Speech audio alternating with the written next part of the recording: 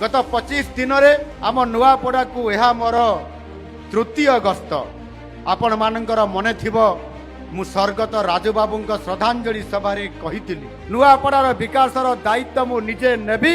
एही जिलार सबुठारु पछुआ जिल्लारू राज्य विकसित और श्रेष्ठ जिलार वर्ग को नेतृत्व देवा ये दायित्व होउछि मोर।